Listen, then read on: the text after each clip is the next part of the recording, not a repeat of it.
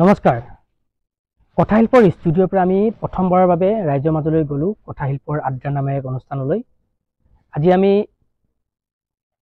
কাকপথাৰ সৰুমেচাই গাঁৱত অনুষ্ঠিত কৰা এক ভোগালীৰ এনিশা কাৰ্যসূচীত উপস্থিত থাকিলোঁ। সৰুমেচাই যুৱ সমাজৰ উদ্যোগত অনুষ্ঠিত কৰিছিল উক্ত কাৰ্যসূচী। ভুলে শুদ্ধৰে আমাৰ প্ৰথমটো কাৰ্যসূচী আমি সম্পন্ন কৰিলোঁ। কি হৈছে আমি নাজানো, ৰাইজে চালে নিশ্চয় বুজি উঠিব, ভাল বেয়া ভুলসমূহ উনুকিয়াই দিব। ভৱিষ্যতে আমি আগুৱাই যাবলৈ নিশ্চয়কৈ সহায়ক হ'ব। আমি এটাই অনুৰোধ, বেলেগ কোনো চেনেলৰ লগত তুলনা নকৰি কথাশিল্পক সম্পূৰ্ণ ব্যতিক্ৰমী ৰূপে দৃষ্টি দিয়ক, চাওক, এয়া আমি কামনা কৰিছোঁ। ভুলসমূহ উনুকিয়াই দিয়ক। নিজৰ এক চেনেল বুলি, অনুষ্ঠান বুলি আমাক কথাশিল্প আগুৱাই নিয়াত সহযোগিতা আগবঢ়াওক, এয়া আমি কামনা কৰিছোঁ। ভৱিষ্যতে এনেধৰণে আমি কথাশিল্পৰ ষ্টুডিঅ'ৰ পৰা কথাশিল্পৰ আড্ডা নামেৰে ৰাইজৰ মাজলৈ সোমাই যাবলৈ আমি চেষ্টা কৰিম। এই ক্ষেত্ৰত আমি সকলোৰে আশীৰ্বাদ, দিহা পৰামৰ্শ আমি কামনা কৰিছোঁ। নমস্কাৰ। কথাশিল্পৰ আজি আমি এই আড্ডা অনুষ্ঠান আৰম্ভ কৰিছোঁ সৰুমেচাই গাঁও প্ৰাংগণত। আমি আজি কথাশিল্পৰ আড্ডা আৰু এই কথাশিল্পৰ আড্ডাত আমি এই গাঁওখনৰ কৃষ্টি সংস্কৃতিকে ধৰি বিভিন্ন ধৰণৰ সংগীতৰ এক যাত্ৰা, কথা বতৰা আমি দেখুৱাবলৈ চেষ্টা কৰিম।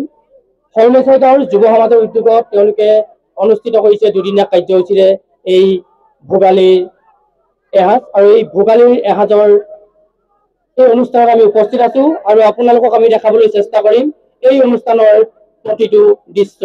ইতিমধ্যেই বহুকেইজন জনপ্ৰিয় কণ্ঠশিল্পী আহি আমাৰ মাজত উপস্থিত হৈছেহি। গাঁওখনৰ বিভিন্ন সাংস্কৃতিক দল আছে, নৃত্য আছে, সকলোবিলাক আমি কথাশিল্পৰ এই ভিডিঅ'ৰ যোগেদি আমি দেখাবলৈ চেষ্টা কৰিম। আৰু প্ৰথমতে আমি পৰিৱেশ দেখাবলৈ অনুৰোধ জনাইছো। সৰুমেচাই গাঁও প্ৰাংগণত এই ভোগালীৰ এসাঁজত সকলোফালে অকল মানুহ আৰু মানুহ হৈ পৰিছে। তাৰ লগে লগে আমি তেওঁলোকৰ বিভিন্ন ধৰণৰ যিসমূহ সাংস্কৃতিক কাৰ্যসূচী আছে, সাংস্কৃতিক কথা বতৰা আছে, এইবিলাক জানিম। প্ৰথমতে আমি যিহেতু সৰুমেচাই গাঁৱত উপস্থিত আছো, গতিকে সৰুমেচাই গাঁওখন কেতিয়া স্থাপিত হৈছিলে বা সৰুমেচাই গাঁওখনৰ বিষয়ে আমি কিছু জানিবলৈ চেষ্টা কৰিম। আমাৰ মাজত জ্যেষ্ঠ এজন আছে, অকণমান যদি আগুৱাই আহে। যিহেতু সৰুমেচাই গাঁৱত বৰ্তমান আমি উপস্থিত আছো, গতিকে এই সৰুমেচাই গাঁওখনৰ কি কাৰ্যসূচী বা কেনেধৰণে থাকিব, এই কথাবিলাক আমি আপোনালোকৰ লগত পাতিবলৈ চেষ্টা কৰিম। প্ৰথমে আমি জ্যেষ্ঠ হিচাপত আপোনাৰ ওচৰলৈ আহিছো, কি ক'ব এই মুহূৰ্তত এই গাঁওখন কেতিয়া প্ৰতিষ্ঠা হৈছিলে, খুব চমুৱাই যদি কয়। আমি ধন্যবাদ জনাইছো ভোগালী বিহু এসাঁজৰ সমূহ কৰ্মকৰ্তা তথা উদ্যোক্তাসকলৰ তৰফৰ পৰা আমি আপোনালোকলৈ অশেষ ধন্যবাদ আৰু কৃতজ্ঞতা জ্ঞাপন কৰিছো। আটাইখিনি ভালদৰে বা পুংখানুপুংখভাৱে অৱগত কৰিব নোৱাৰিলেও আমি নৱপ্ৰজন্ম হিচাপে আমাৰ বোপা আইতা ককাসকলে যিখিনি কৰি গ'ল, যিখিনি আমাৰ এই গাঁওখনত মানে যেনেদৰে বসতি স্থান ল'লেহি, কিদৰে বসতি স্থান ল'লেহি আৰু কেনেদৰে আমি ইয়াত জীৱিত হৈ থাকিবলৈ আমি আজি ইমানখিনি পৰ্যন্ত আমি বসবাস কৰিবলৈ সুবিধা পালো, তাৰ বিষয়ে আমি দুআষাৰ ক'ম। এই গাঁওখন প্ৰতিষ্ঠা এনেদৰে হৈছিল যে এই গাঁওখনৰ সোঁমাজেদি অৰুণাচলৰ পৰা আমাৰ বাৰেকুৰি গাঁৱৰ যি আদিবাসীসকল আছিল, আমাৰ ভূমিপুত্ৰসকল আছিল, তেখেতসকলৰ মাজেৰে কেইজনমান হাতী বেপাৰী বা মানে অৰুণাচলৰ পৰা যি কাঠ বেপাৰী আছিল, তেখেতসকলৰ লগত মানে অহা যোৱা কৰোঁতে এই ৰাস্তা দি আহোঁতে এই গাঁওখনত তেখেতলোকে মানে কেম্প কৰি লৈছিল। কেম্প মানে বান্ধি লৈ তেখেতলোকে মানে তেখেতলোকৰ যাতায়াতবিলাক কৰিব লৈছিল। আৰু ঠিক তেনেদৰে থাকোঁতেই এই গাঁওখনত আছিল বোলে আমি জনাত শুনা কিংবদন্তিৰ কথা, তাত বোলে দুজন নগা মানুহ বাস কৰিছিল, নগা বসতি স্থান আছিল। সেই নগা দুজনৰ আছিল সৰু আৰু বৰ মোচাই, দুজন ককা ভাই আছিল। সেই দুজনৰ লগত তেখেতলোকে ব্যৱসায় সূত্ৰে ইয়াত থাকি মেলি থকাৰ পাছত তেখেতলোক ইয়াৰ পৰা গুচি গ'ল। তাৰপাছত আমাৰ বোপা ককাসকলে ইয়াত মানে থাকি গাঁও খুলিবলৈ ল'লে আৰু চালে যে ইয়াত পথাৰ আছে, বিল আছে, মাছ কাছৰ পহু ইত্যাদিৰে মানে ভৰপূৰ হৈ আছে, ঐশ্বৰ্য বিভূতি আছে। ইয়াত থাকিবলৈ সুবিধা হ'ব বুলি তেখেতলোকে ইয়াত থাকিবলৈ প্ৰথমে টঙিঘৰ হিচাপে সাজি ইয়াত মানে বসবাস কৰি ল'লে। ঠিক তেনেদৰে থাকি অপয় নামৰ এজন, প্ৰথম যেতিয়া গাঁওখন খুলিছিল এজন অপয় নামৰ বুঢ়াই লোকে এই গাঁওখন খুলিছিল আৰু তাৰ পৰাই প্ৰথমে জনাজাত আছিল এই অঞ্চলত এখন অপয় গাঁও হিচাপে জনাজাত আছিল।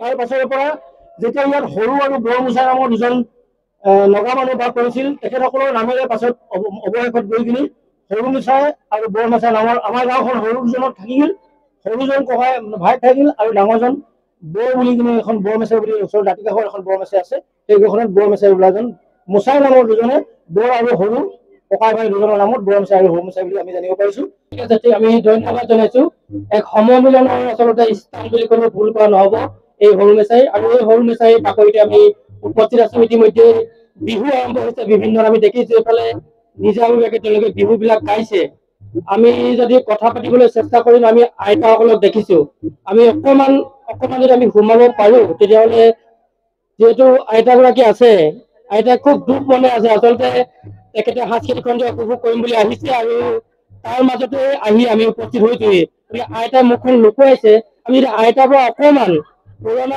স্মৃতি যদি আইতাৰ পৰা জানিব বিচাৰো আগতে যিহেতু মাঘ বিহু উদযাপিত হৈছিলে কিন্তু এনেধৰণে আচলতে উদযাপিত হোৱা চাগে নাছিল কওকচোন কি কব এই মুহূৰ্তত আইতাই ভালে লাগিছে আৰু মিলি পেলাই আগতে এনেধৰণে উদযাপিত হৈছিল নে মাঘ বিহু নাই হোৱা আজিকালি এনেধৰণে ফাংচন হয় বিভিন্ন বিহু গীত হয় আগত কেনেধৰণে আছিলে আগতে আৰু ল'ৰা খাই সন্ধিয়া তোলে হুঁচৰি কৰি ৰাতিপুৱা অকমান যদি বিহু অকমান যদি শুনাই দিয়ে ডেকা গাভৰুসকলে ইতিমধ্যে বাহিৰত নাচিব আৰম্ভ কৰিছে শিল্পীসকলো আহিছে আইতালৈকে নাজানে কোনে জানিব পাৰে অকমান যদি বিহু গীত কোনোবা এগৰাকীয়ে যদি আওৰাই দিয়ে যিহেতু এই চেঁচা সন্ধিয়াত আমি উপস্থিত আছো সৰু মেচাত মোক যদি অকমান সোমাব দিয়ে তেতিয়াহ'লে আমি বিভিন্ন গৰাকী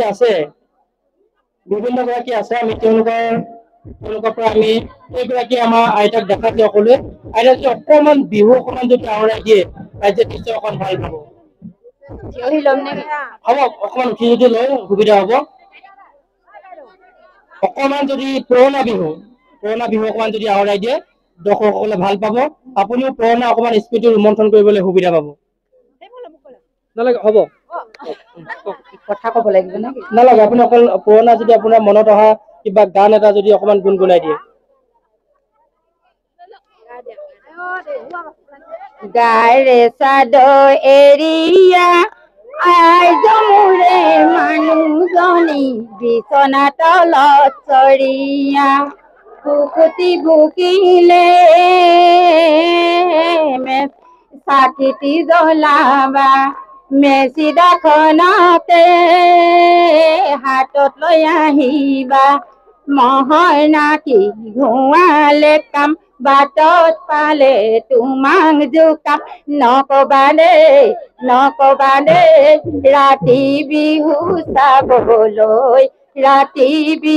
চাবলৈ যাম খুব সুন্দৰ এয়াই হৈছে গ্ৰাম্য জীৱনৰ আচলতে যিসকল আইতা আছে যিসকল ককা আছে তেওঁলোকে এনেধৰণেই পুৰণা দিনত তেওঁলোকে এনেধৰণে বিহু গাইছিল আজি আহি আধুনিকতাৰ সময়ত আমি যি সময়ত সকলো মঞ্চত দেখিবলৈ পাওঁ কিন্তু পুৰণাৰ সময়ত আগৰ সময়ত কিন্তু এইবিলাক আমি আচলতে এনেধৰণে গ্ৰাম্য জীৱনত দেখিবলৈ পাইছিলো আমি পুনৰ কথা পাতিবলৈ যদি অকমান মোক যাবলৈ দিয়ে যিহেতু ডেকাসকল আছে তেওঁলোকৰ মাতবিলাকো আমি শুনিছো সমান্তৰালভাৱে আমি গাঁওখনৰ বিষয়ে জানিম তেওঁলোকে যিহেতু ভোগালী এনেকুৱা কাৰ্যসূচী উদযাপন কৰিছে এইবিলাক কথা আমি জানিবলৈ চেষ্টা কৰিম বিভিন্নজন আছে তেওঁলোকে আঁতৰলৈ গৈছে কোনোবা যদি বোৱাৰী এগৰাকীয়ে যদি অকমান বিহু অকমান গুণগুণাই দিয়ে নিশ্চয় ভাল পাব আমি কৈছো যে কথা শিল্পৰ এই ইউটিউব চেনেলটোত আমি আপোনালোকৰ ভিডিঅ'সমূহ সম্প্ৰচাৰ কৰিম অহা 17 জানুৱাৰী তাৰিখে আপোনালোকৰ এই ভিডিঅ'সমূহ সন্ধিয়া 5 বজাত কথা শিল্পৰ যি আচলতে ইউটিউব চেনেল আছে তাত আপোনালোকৰ উপলব্ধ হ'ব আৰু সকলোৱে আপোনালোকে চাবলৈ পাৰিব এই যি আচলতে সৰু মেচাই গাঁৱত ভোগালী এসাঁজ তেওঁলোকে উদযাপন কৰিছে উদযাপন সমিতিৰ সভাপতি আছে বন্ধুবৰ তৰুণ আছে আমি তৰুণক অকমান আগলৈ আহিবলৈ অনুৰোধ জনাইছো যিহেতু তেওঁলোকে খুব সুন্দৰকৈ এই অনুষ্ঠান আয়োজন কৰিছে এই মুহূৰ্তত কি কবা যিহেতু দুদিনীয়া কাৰ্যসূচী শেষ কাৰ্যসূচী সাংস্কৃতিক সন্ধিয়া খন্তেক সময় পিছতে অনুষ্ঠিত হ'ব সৰু মেচাই বাকী ৰাইজ তথা যুৱকসকলৰ সহযোগত আৰু ৰাইজৰ সহযোগত আজি আমি দুদিনীয়া কাৰ্যসূচীৰে এই কাৰ্যসূচী আজি সফল সমাপ্তি দিন হ'ব যিহেতু আৰু অলপ সময় পিছতে সংগীত অনুষ্ঠান আৰম্ভ হ'ব কিন্তু আমাৰ ইয়াত দুটা দিনৰ কাৰ্যসূচী যিদৰে লৈছিলো সকলোৱে যিদৰে আমাৰ লগত একত্ৰিত হৈ সকলোৱে সহযোগ কৰিলে গতিকে খুব আমি আনন্দ আৰু উৎসাহৰ মাজতে 2টা দিন পাৰ কৰিলো আৰু ভাবিছো যে এতিয়াও খুব আমাৰ সংগীতৰ যি অনুষ্ঠান আৰম্ভ হ'ব আৰু সকলো ৰাইজে সুন্দৰভাৱে উপভোগ কৰিব। আজি আৰু কি কি দেখিবলৈ পাব? আজি সংগীতৰ মাজতে সকলোৱে ইয়াত ধৰক মানে আনন্দ আৰু উৎসৱ দেখিবলৈ পোৱা যাব। ইয়াতেই আচলতে অতিকৈ দুখৰ এক খবৰ আছিলে যে এইখন মঞ্চতে আজি উপস্থিত হৈ অসমৰ জনপ্ৰিয় কণ্ঠশিল্পী ইতিমধ্যে আমাৰ মাজৰ পৰা আঁতৰি যোৱা ৰাজীৱ ভটিয়া, আৰু ৰাজীৱ ভটিয়াক আমি এই চেগতেই কথাশিল্পৰ লগতে এই স্থলীৰ পৰাই আমি তেখেতক শ্ৰদ্ধাৰে কৰিছো। আমাৰ মাজত জনপ্ৰিয় কণ্ঠশিল্পী বিশ্বজিৎ আছিল, আমি যদি বিশ্বজিৎক অকমান পাওঁ, আমাৰ মাজত বিশ্বজিৎ সোণোৱাল আছিলে জনপ্ৰিয় কণ্ঠশিল্পী। তেখেতে যিহেতু আপোনালোকৰ আগত গীত পৰিৱেশন কৰিব, আপোনালোকে গীত উপভোগ কৰিব, তাৰ আগতে আমি বিশ্বজিৎ আছে আটাইৰে চিনাকি, তেখেতৰ এটি গীতে ইতিমধ্যে জনপ্ৰিয়তাৰ শিখৰত উপনীত হৈছে। বিশ্বজিৎ, কেনে ভালে আছা? ভালে আছো। তাকে পোনপ্ৰথমে সকলো ৰাইজলৈ মোৰ তৰফৰ পৰা ভোগালী বিহুৰ শুভেচ্ছা জ্ঞাপন কৰিছো আৰু লগতে এই অনুষ্ঠানটিৰ লগত জড়িত থকা সকলো কৰ্মকৰ্তাক মোৰ তৰফৰ পৰা ভোগালী বিহুৰ শুভেচ্ছা জ্ঞাপন কৰিছো আৰু লগতে ইমান এখন ধুনীয়া মঞ্চ আছে আৰু সকলোৱে ইমান ধুনীয়াকৈ আদৰি লৈছে, গতিকে তাৰ বাবে সদায় ৰাইজৰ আগত মই ধন্যবাদ দিছো সকলোকে। যিহেতু তুমি মঞ্চত গীত পৰিৱেশন কৰিবা, তাৰ আগতেই আমাৰ এই কথাশিল্পৰ যিটো আচলতে কাৰ্যসূচী অনুষ্ঠান চলি আছে, তাতো যদি অকমান তুমি এটা গানৰ কবি গুণগুণাই দিয়া, তোমাৰ অতিকৈ জনপ্ৰিয় যিটো গীত, মই গীতটোৰ কথা নকওঁ, এই গীতটো যদি তুমি অকমান ৰাইজৰ আগত গুণগুণাই দিয়া, নিশ্চয় ৰাইজে ভাল পাব। নিশ্চয় অকমান গুণগুণাই দিছো, বাকী সকলোৱে সহযোগ কৰিলে হ'ল আৰু কৰিব লাগিব। ঠিক আছে, অকণমান গাই দিছো প্ৰথম কবিটো।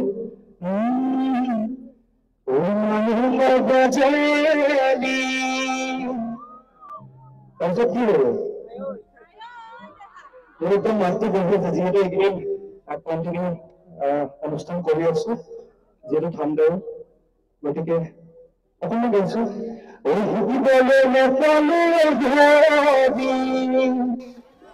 ঐ কবলৈ তোক নেপালো কথাটি, ঐ বুকুৰ ব্যথা বুকুতে মনত আশা মনতে ৰয়। ধন্যবাদ, আৰু গোটেইটো মোক লাহেকে শুনাইছো সকলোকে, ঠিক আছে? ধন্যবাদ জনাইছো আমি তোমাৰ যি আচলতে সংগীতৰ যাত্ৰা, এই যাত্ৰা অব্যাহত থাকক। তুমি আগুৱাই যোৱা অসমৰ শিক্ষতম এক শিল্পীলৈ তুমি ৰূপান্তৰিত হোৱা, তাৰে আমি কামনা কৰিছো। পুনৰ আমি ৰাইজৰ মাজলৈ যাম আৰু ৰাইজৰ আমি কিছু মনৰ কথা জানিবলৈ আমি চেষ্টা কৰিম। যিহেতু এক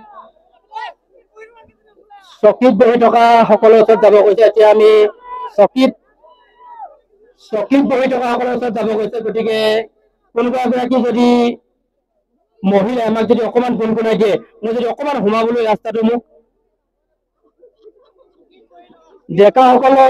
ডেকাসকলৰ অনুৰোধত আমি আচলতে ৰাইজৰ মাজলৈ গৈছো বা মহিলাসকলৰ মাজত আহিছো।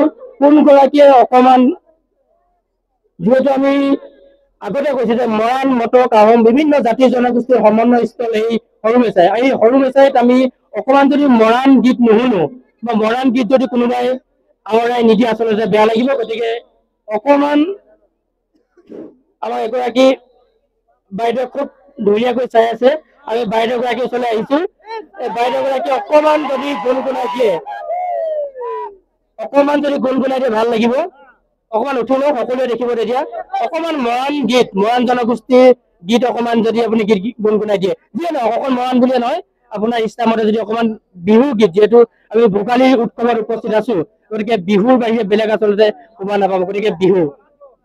ধন্যবাদ আপোনালোকলৈ ইমান ধুনীয়া অনুষ্ঠান এটালৈ অহাৰ বাবে।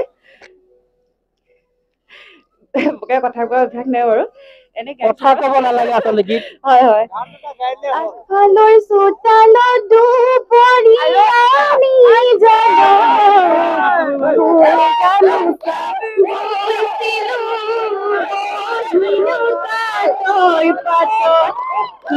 গামোচা দিবলৈ নিলিখিলে সৰু চৰাই কুলি মাতে পগৰা কৰে সৰু চৰাই কেতেকীয়ে বিয়াকুল কৰে সৰু চৰাই পূৰ্ণিমাতে পগলা পূৰ্ণিমাতে পগলা খুব সুন্দৰ ডেকা সকল আছে আপোনালোকে যদি যেনেধৰণে উৎসাহ দিছে তেনেধৰণে যদি অকমান আমাৰ মাজতো গীত আওৰাই দিয়ে নিশ্চয় ভাল লাগিব অকমান এনেধৰণে যদি গুণগুণাই দিয়ে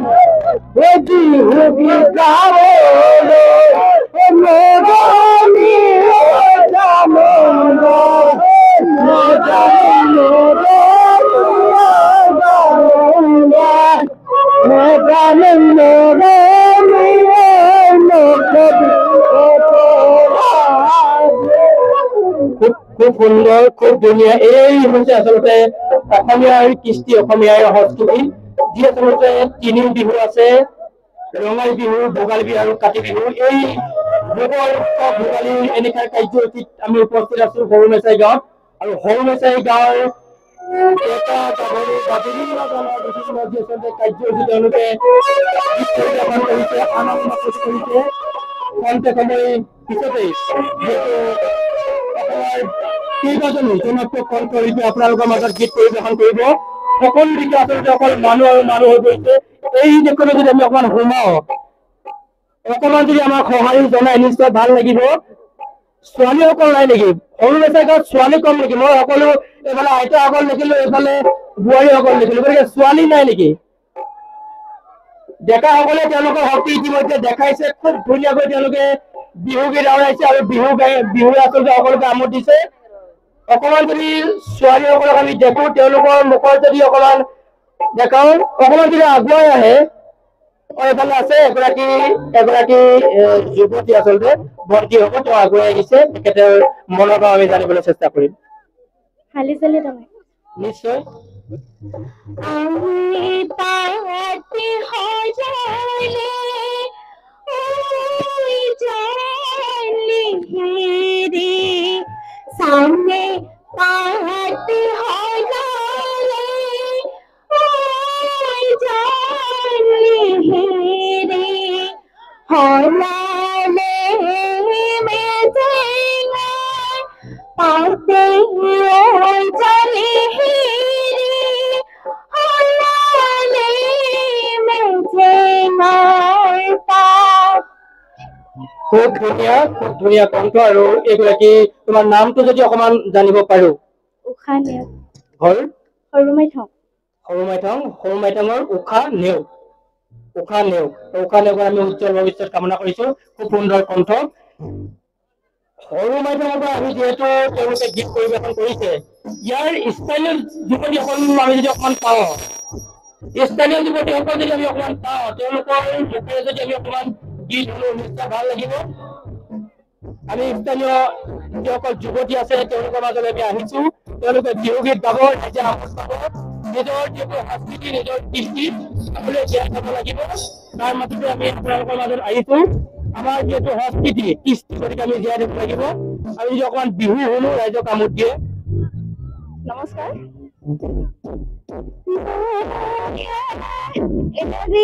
গল ভালে হলই মোৰে জান ভালে হলই মোৰে জান ও বালিত নো খেলিবলৈ পান তুমি এৰি গলা ভালে হলই মোৰে জান ওই ভালে হলই মোৰে জান ওই জাতি নহয় জাতি পাম ওই লয়ে এৰি গল ভালে হলই মোৰে জান ওই ভালে হলই মোৰে জান ওই জাতি নহয় জাতি পাম ধুনীয়া খুব সুন্দৰ আপোনাৰ ঘৰ মোৰ ঘৰ ইয়াতে, মই বিয়া হৈছো এঠেঙীয়াত। সৰু মেচাই বোৱাৰী সৰু মেচাই জীয়ৰী এঠেঙীয়াৰ বোৱাৰী, কিন্তু এতিয়ালৈকে আমি যুৱতীসকলক দেখা নাই। মই আকৌ কৈছো যে সৰু মেচাইত আছো, গতিকে যুৱতীসকলৰ অকমান বিহু আমি শুনিম। আচলতে সৰু মেচাই যুৱতীসকলে যদি এনেধৰণে পলায় বেয়া লাগিব। আমাৰ মাজত জনপ্ৰিয় কণ্ঠশিল্পী কাকপথাৰ অঞ্চলৰ জনপ্ৰিয় কণ্ঠশিল্পী নাহৰমণি গোহাঁই আছে। ইতিমধ্যে তেখেতে এই গীত গাবলৈ এই স্থানত উপস্থিত হৈছেহি। ইতিমধ্যে নাহৰমণি গোহাঁই গীত গাই ৰাইজৰ সমাদৰ লাভ কৰিছে আৰু আমাৰ আজিৰ এই যি অনুষ্ঠান কথাশিল্পৰ এই অনুষ্ঠানতো আমি তেখেতক স্বাগতম জনাইছো। আমাৰ আটাইৰে চিনাকি এই গাঁৱৰে যিহেতু যুৱতী, এইগৰাকী হ'ল সকলোৱে চিনাকি এগৰাকী যুৱতী উদীয়মান গায়িকা। তেখেতৰ মুখেদি আমি গীত শুনিম। কি কবা এই মুহূৰ্তত, কেনে আছা? ভালে আছো, যিহেতু উপস্থিত আছো তোমাৰ নিজৰ গাঁৱত, গতিকে এই মুহূৰ্তত তোমাৰ পৰা যে এটা গীত নুশুনিম সেই আচলতে আমাৰ অনুষ্ঠানটো আধাৰুৱা হৈ ৰব নে কি কয়? গতিকে তেখেতৰ পৰা আমি এতিয়া গীত শুনিবই লাগিব। কি গীত গাবা? তোমাৰ নিজৰ পচন্দৰ মতে গীত গোৱা, যিটো গীতে তোমাৰ গাঁওবাসীক আমোদ দিব। পোনপ্ৰথমে সকলোকে নমস্কাৰ জনাইছো, যিহেতু মই এইখন গাঁৱৰে জীয়ৰী আৰু মাঘৰ বিহু সকলোকে শুভেচ্ছা জনাইছো। আপোনালোকে ইয়াত আহিছে ইমান ধুনীয়া এটা অনুষ্ঠান লৈ, খুব ভাল লাগিছে। আৰু কি ক'ম আৰু গীত শুনিম, এটা কলি শুনিম।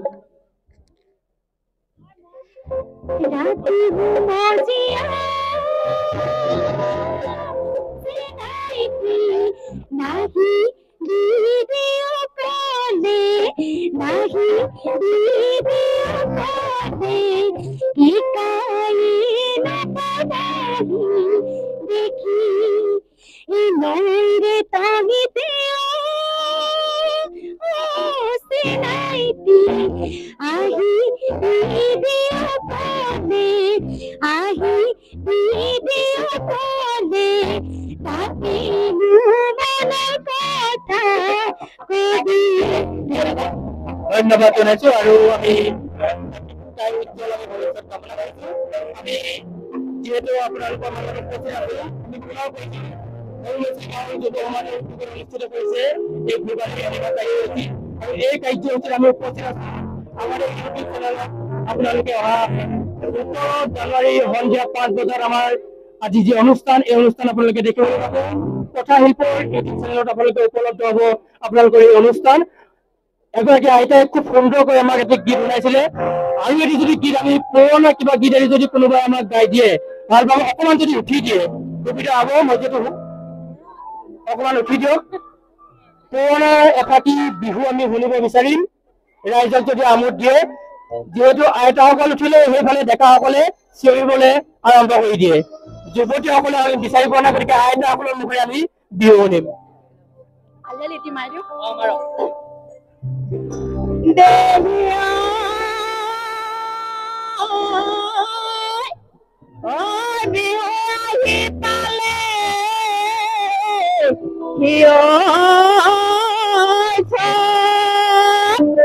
বিহুৰ বাতৰি পাই মোৰে মনতে নাই ঐ ঘৰ বাৰী এৰি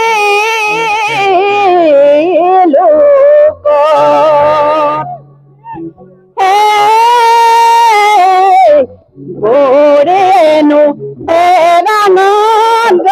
জানোতে লোক যেনোতে লোক যেনো ফুলে মলাবন বানু বিহুতে মাজে দেখিছো ৰঙাজে দেখিছো কালৈনো তই কৰিছ মান। খুব সুন্দৰ আজি এই অনুষ্ঠান আচলতে আমাৰ আইতাসকলে খুব ধুনীয়াকৈ এক আমোদ দিছে, ৰাইজক ভাল পাইছে।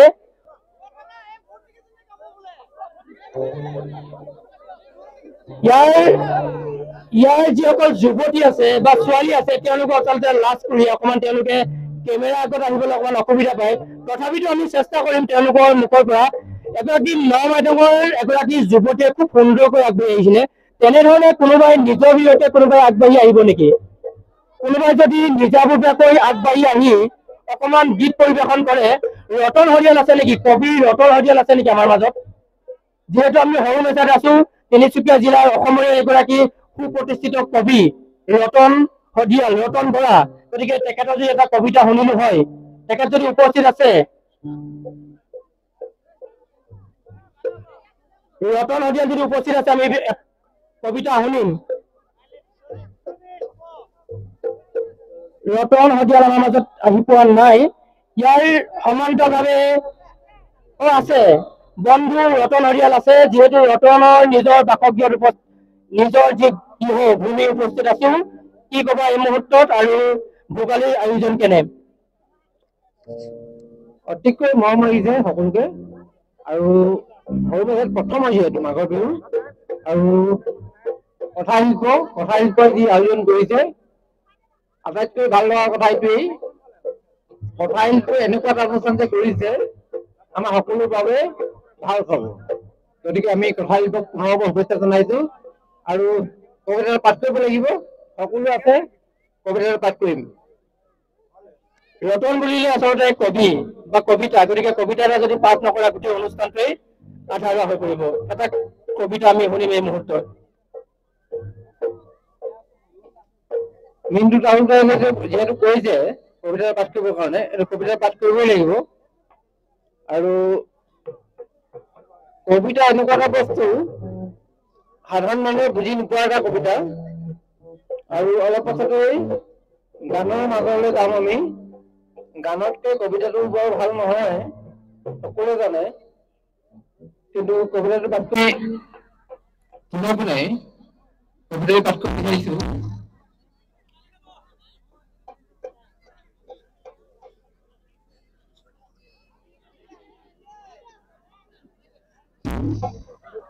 এইটো ইমান বেছি হৈছে।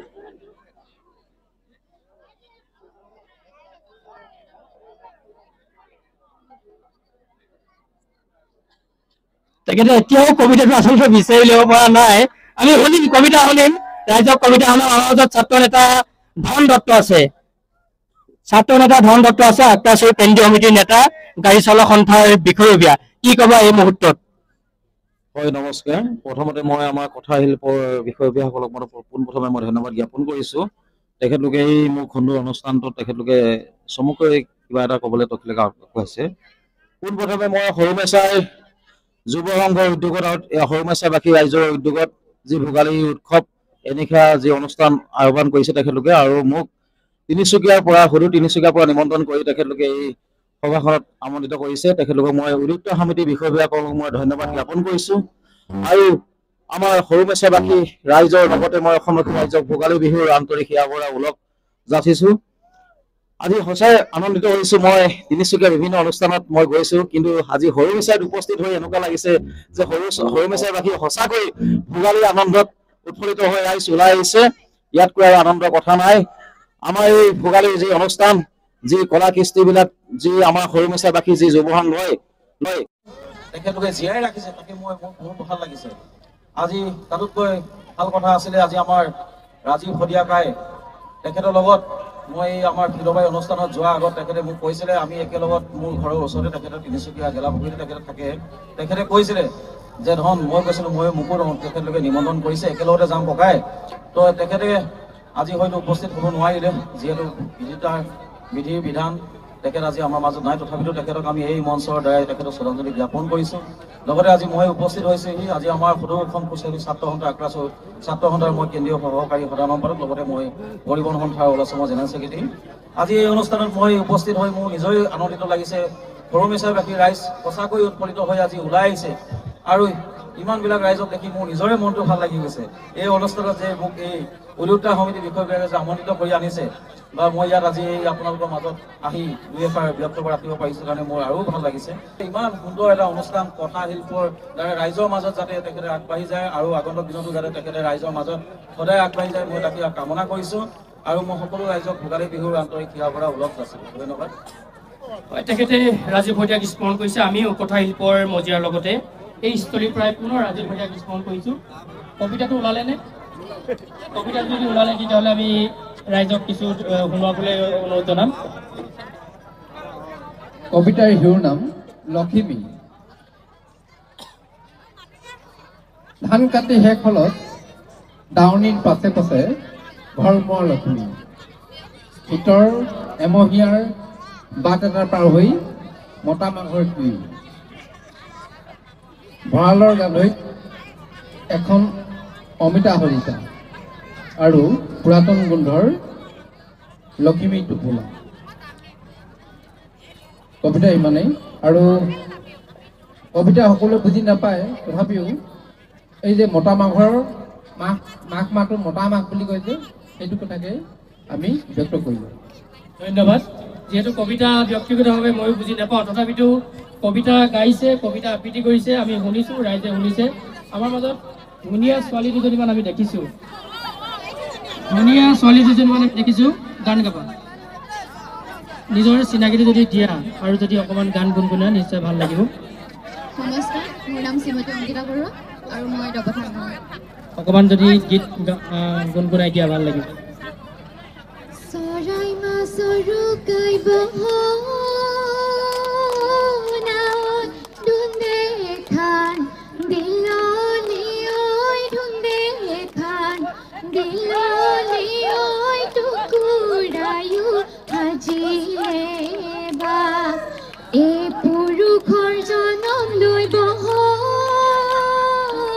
নাই কে লৈছিল তাকৰৈ কে লৈছিল তাকৰৈ বুকুতে বহাই লবিহা এলাও পুলি এইবাৰ হাদি এইবাৰ হিলুৱাইছে নাইটি এইবাৰ হিলুৱাইছে নাইটি এই যৌৱনত বিলুহি ভৰি এই কলিয়া এই পেপাতি এই বজাই দে চেনাইটি এই বজাই দে চেনাইটি এই জামে তলে পোন্ধত ধৰি।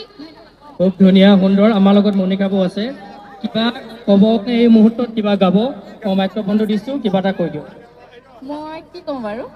অকণমান যদি বিহু বুলি গুণগুণাই দিয়ে নিশ্চয় ভাল পাব। বিহু বুলি কি গাওঁ বাৰু? কি গাওঁ?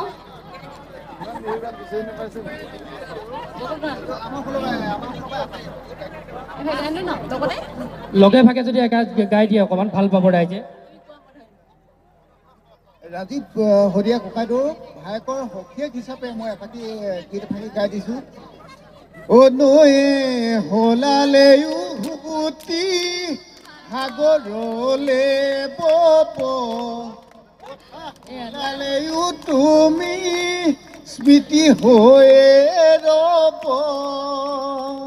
অথাই সাগৰ যদি মোকে ঠেলি দিয়া মোকে কন্দুৱাই তুমি এদিন তুমি ৰোৱা এদিন তুমি নিজেও কান্দিবা তুমি জানানে এদিন তুমি নিজেও কান্দিবা। ধন্যবাদ। তেখেতে খুব সুন্দৰকৈ গীতটো পৰিৱেশন কৰিলে। আমাৰ মাজত ছাত্ৰ নেতা তথা এগৰাকী খুব সুন্দৰ আচলতে গায়ক, আমিও গায়ক, আৰু বিভিন্ন অনুষ্ঠানত আমি গীত পৰিৱেশন কৰিবলৈ বন্ধুবৰ্গক নিছোঁ। বন্ধুবৰ হৃদয় আছে, হৃদয়ৰ মুখেৰেও আমি এটি গীত শুনিম। তেখেতৰ জীয়ৰীয়ে ইতিমধ্যে আমাৰ মাজত গীত পৰিৱেশন কৰিছে, খুব সুন্দৰ কণ্ঠ, আৰু ইতিমধ্যেই তিনিচুকীয়া জিলাত তেখেতে সমাদৰ লাভ কৰিবলৈ সক্ষম হৈছে। আৰু আপুনিও যিহেতু এগৰাকী খুব সুন্দৰ গায়ক, গতিকে এই মুহূৰ্তত যদি অকণমান আমি গীত নুশুনো আচলতে অনুষ্ঠানটো হস্ত বৃদ্ধি নহ'ব। গতিকে অকণমান গীত শুনিব বিচাৰিম। পোনপ্ৰথমে সমূহ অসমবাসী ৰাইজক আৰু সৰুবছাবাসী ৰাইজক, মই এখন গাঁৱৰ এজন যুৱক, সৰুবছাই গাঁৱৰ যুৱক সংগঠনে বা আমাৰ ৰাইজে যি অনুষ্ঠান আয়োজন কৰিছে, আয়োজনটি মই নিজে জড়িত আছোঁ। খুব ভাল লাগিছে আজি সকলোকেইখন গাঁৱৰ ওচৰা ওচৰি যিখন গাঁৱে একেলগে হৈ অনুষ্ঠানটি আয়োজন কৰিছে, মোৰ ফালৰ পৰা ভাল লাগিছে। বিশেষ গান গোৱা ইমান আজিকালি মোৰ হেৰি নাই, তথাপিতো আমাৰ কালি পৰহি যিটো ঘটনা ঘটিছে ৰাজীৱ হদিয়াৰ, গতিকে লৈ মই তাৰে গীত এটি অকল এফাকি মই গুণগুণাই দিছোঁ। যদি ভুল হ'ব পাৰে এইটো ৰাইজে আঁতৰি ল'ব। নিমাতী ঘাটৰ পাৰত বহি মাজুলীখন চাম খোৱাৰ ঘাটত দলং হলে সতীয়ালৈ যাম শদিয়াত আছে সত ফুল আৰু কেঁচাৰ খাটি ঠান এদিন দুয়ো মিলি আমি সেৱা ল'ব যাম ঐ সত ফুল খাম মোৰ জান এদিন দুয়ো মিলি আমি সেৱা ল'ব যাম ঐ সত ফুল খাম ধন্যবাদ ধন্যবাদ খুব এটা জনপ্ৰিয় গীত তেখেতে গুণগুণালে আওৰালে আৰু আমাৰ অনুষ্ঠানটো আমি অন্ত পেলাব লাগিব যিহেতু ইতিমধ্যেই জনপ্ৰিয় কণ্ঠশিল্পীসকল আহি আমাৰ মাজত উপস্থিত হৈছেহি আৰু যিসকল বাদ্য সংগীতকাৰী আছিলে তেওঁলোকো ইতিমধ্যেই সম্পূৰ্ণৰূপে প্ৰস্তুত হৈ পৰিছে এফালে ইতিমধ্যে বিহু আৰম্ভ হৈছেই তথাপিতো আৰু যদি কোনোবা যদি নিজে আহি অকণমান বিহু গুণগুণায় তেতিয়াহ'লে নিশ্চয় আমাৰ এই যি আচলতে মঞ্চ এই মঞ্চ মুকলি আছে গতিকে কোনোবাই যদি নিজাববীয়াকৈ আহি অকণমান বিহু গুণগুণায় নিশ্চয় আমিও ভাল পাম আমি অনুৰোধ জনাইছোঁ কোনোবা যদি আছে কিশোৰ যোনে নহওক লাগিলে এই গাঁৱৰ যুৱতীসকলক যেনেধৰণে আগবাঢ়ি আহিব লাগিছিলে তেনেধৰণে কিন্তু আমি আগবাঢ়ি অহা নেদেখিলোঁ তথাপিতো আমি আশা কৰিম এনেধৰণৰ ভোগালীৰ উৎসৱে হওক বিভিন্ন ধৰণৰ অনুষ্ঠানৰ মাজেদি হওক তেওঁলোকৰ যিসমূহ প্ৰতিভা আছে এই প্ৰতিভাসমূহ বিকশিত হওক তাৰে আমি কামনা কৰিছোঁ আমি পুনৰ কৈছোঁ যে আজি আমাৰ যি সৰুমেচাই গাঁৱৰ যুৱ সমাজৰ উদ্যোগত অনুষ্ঠিত কৰা এই কাৰ্যসূচীত আমি এগৰাকী আমাৰ যি আচলতে অনুষ্ঠান অন্ত পেলাম তাৰ আগে আমি এগৰাকী এই গাঁৱৰ যুৱকক ব্যক্তিক আমি প্ৰথমতেই তেখেতক আমি মাতি আনিছিলোঁ আৰু তেখেতে কিছু কথা আমি পাতিম বুলি ভাবিছিলোঁ যদিও আমি বিভিন্ন ধৰণৰ কাৰ্যসূচী থকাৰ বাবে তেখেতক আমি সময় দিব পৰা নাছিলোঁ এই মুহূৰ্তত কি ক'ব এটা খুব ধুনীয়া অনুষ্ঠান আপোনালোকে সৰুমেচাই দোৱা পথাৰ চেঙেলি মাছগাঁও ইত্যাদি ৰাইজৰ বাবে আগবঢ়াইছে কি ক'ব এই মুহূৰ্তত মই বিশেষভাৱে এটা কথা ক'বৰ কাৰণেহে আপোনাৰ ওচৰত আহিলোঁ যে আমাৰ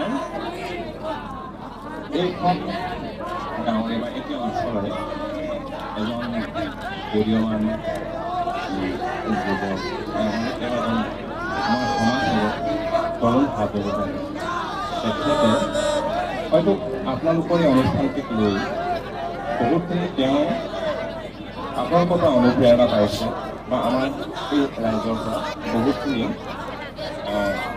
হয়তো আশীৰ্বাদ পাইছে তাক লৈ সিও আনন্দিত হৈছে উৎফুল্লিত হৈছে গতিকে আমাৰ তৰুণ হাজৰিকাৰে তৰুণ হাজৰিকা অকণমান আগবাঢ়ি আহিব লাগে তেখেতৰ বিষয়ে যিহেতু কৈছে এই অনুষ্ঠানটি উদযাপন কৰাৰ ক্ষেত্ৰত তৰুণ হাজৰিকাৰ অৱদান আচলতে বহু বেছি আছে চাগে মই বাৰু নাজানো তেখেতে উত্থাপন কৰিছে গতিকে তৰুণ হাজৰিকা আহিব লাগে আৰু কি ক'ব আছে তৰুণ হাজৰিকাৰ বিষয়ে হয় আমাৰ মোৰ ভাতৃপ্ৰতিম তৰুণ হাজৰিকা তেখেতে আপোনালোকৰ আগমনক লৈ বহুত উৎফুল্লিত হৈছে আৰু সমূহ আমাৰ ৰাইজৰ সহযোগিতাক তেওঁ প্ৰশংসা কৰিছে গতিকেলৈ তেওঁ এটি হয়তো বিহু গীতৰ কলি গাই আপোনালোক সকলোকে সম্ভাষণ জনাব গতিকে আমাৰ ভাইটি তৰুণক যিহেতু তৰুণক বিহু গাবলৈ অনুৰোধ জনাইছে আমি অনুষ্ঠানটো সমাপ্ত কৰিম অন্ত পেলাম তাৰ আগে আমি তৰুণ হাজৰিকাৰ মুখেৰে এটি বিহু নিশ্চয় শুনিম কি ক'ম বিহু গোৱাটো অভ্যাস নাই তথাপিও জোৰ কৰি ঠেলি দিছে দেই বিহু গাবলৈ বুলি তথাপিও অকণমান গুণগুণাই দিছোঁ নেহাৰিব খালি ৰাংধালিও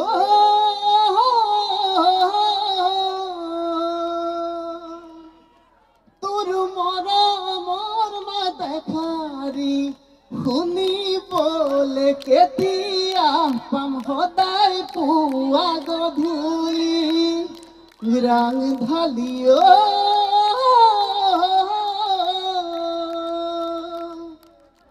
তোৰ অভিমানী মুখনি বহু আশা বহু কথা কৰে মনতামনি গঢ়াই দিম কেৰু জোন বিৰি বাঘৰ আৰু দিম মৰম শুন যদি হয় তাকৰ সোণৰ হৰিণ দিম ৰূপৰ চৰাই দিম ও জীবন হপি দিবি তোৰে নামত।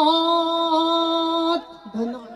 খুব সুন্দৰ। আমি আচলতে তৰুণক এগৰাকী বিশিষ্ট ব্যৱসায়ী বুলি জানিছিলোঁ, কিন্তু তেখেতে যে খুব সুকণ্ঠ অধিকাৰী। আমাৰ অনুষ্ঠান আমি পুনৰ কৈছোঁ, আমি শেষ কৰিব বিচাৰিম। তাৰ আগে যিগৰাকী যুৱকে আচলতে আমাক এই অনুষ্ঠানলৈ নিমন্ত্ৰণ জনাইছিল, এই যি আচলতে ভোগালীৰ এসাঁজ কাৰ্যসূচীৰ সম্পাদক ৰূপম আছে, ৰূপম অকণমান আগবাঢ়ি আহিব লাগে। মোৰ অতি মৰমৰ এগৰাকী আচলতে ভাতৃ ৰূপম, এগৰাকী ছাত্ৰ নেতা, ছাত্ৰ মুক্তি সংগ্ৰাম সমিতিৰ বৰ্তমান জিয়া আঞ্চলিক সমিতিৰ সম্পাদকৰ দায়িত্বত আছে, আৰু তেখেতৰ অনুৰোধ মৰ্মে মই আমাৰ কথাশিল্প পৰিয়াল আজি উপস্থিত আছোঁ। আমি অনুষ্ঠান শেষ কৰিব লাগিব। তাৰ আগে এই মুহূৰ্তত কি ক'বা, কি আহ্বান জনাবা ৰাইজলৈ? পোনপ্ৰথমে সকলো আমাৰ গাঁও তথা জিলা আৰু কাকপথাৰ অঞ্চলৰ সমূহ ৰাইজলৈ ধন্যবাদ। আমাৰ এই অনুষ্ঠানটোত ইমান ধুনীয়াকৈ অংশগ্ৰহণ কৰাৰ বাবে, আৰু আপোনালোকলৈ বহুত বহুত ধন্যবাদ কথাশিল্পৰ পৰিয়াললৈ। বিশেষকৈ মই এই অনুষ্ঠানটো আমাৰ গাঁৱত আয়োজন কৰি এটাই অনুভৱ কৰিছোঁ যে আমাৰ গাঁৱৰ যুৱকসকলৰ লগতে গাঁৱৰ প্ৰত্যেকজন ব্যক্তি, মহিলাৰ পৰা কণ কণ ছাত্ৰ ছাত্ৰী সকলোৰ মাজত ইমান যে ধুনীয়া একতা এটা আছে, সেইটো এই অনুষ্ঠানটোৰ পৰাই একদম প্ৰকাশ পাইছে। ধন্যবাদ। আমি অনুষ্ঠানটো শেষ কৰিম, আৰু আমি পুনৰবাৰ আমি প্ৰথমতে আচলতে আমাৰ মাজৰ পৰা যিহেতু এগৰাকী জনপ্ৰিয় কণ্ঠশিল্পীয়ে বিদায় মাগিছে ৰাজীৱ দিয়া, আমি বাৰম্বাৰ তেখেতক স্মৰণ কৰিছোঁ। পুনৰ আমি কথাশিল্পৰ মজিয়াৰ লগতে এই বাকৰিৰ পৰা মাঘৰ বিহুৰ এসাঁজ এই বাকৰিৰ পৰা আমি শ্ৰদ্ধাৰ শিল্পী ৰাজীৱ দিয়াৰ আমি তেখেতৰ বিদায় আত্মাৰ নিশ্চয় শান্তি কামনা কৰিছোঁ। আমি পৰিয়ালবৰ্গক সমবেদনা জ্ঞাপন কৰিছোঁ। আপোনালোকে ইতিমধ্যে অৱগত যে আজিৰ এই কাৰ্যসূচীত বিশেষভাৱে এইগৰাকী জনপ্ৰিয় কণ্ঠশিল্পী উপস্থিত থকাৰ কথা আছিল, কিন্তু নিয়তিৰ যি আচলতে পৰিয়াল তাৰ কোনেও আচলতে নেওচিব নোৱাৰে, গতিকে তেখেতকো আমাৰ মাজৰ পৰা লৈ গ'ল। তথাপিতো তেখেত য'তেই আছে শান্তিৰে থাকক, এই আমি কামনা কৰিছোঁ। লগে লগে আজি আমাৰ এই কথাশিল্পৰ বিশেষ অনুষ্ঠানত আপোনালোকে সকলোটি উপস্থিত থাকি গীতে মাতে কবিতাই কথাৰে যেনেধৰণে কৌস্তৱ বৃদ্ধি কৰিলে, সকলোকে পুনৰবাৰ আমি ধন্যবাদ জ্ঞাপন কৰিছোঁ। লগতে সৰু মেচাই যুৱ সমাজৰ বিষয়বিলাক আমি ধন্যবাদ জ্ঞাপন কৰি সৰু মেচাইৰ লগতে আশে পাশে থকা সকলো গাঁওবাসীক আমি বিশেষভাৱে শুভেচ্ছা জ্ঞাপন কৰি আজি আমাৰ কথাশিল্পৰ বিশেষ অনুষ্ঠান কথাশিল্পৰ আড্ডা আমি ইমানতে অন্ত পেলাইছোঁ। ধন্যবাদ।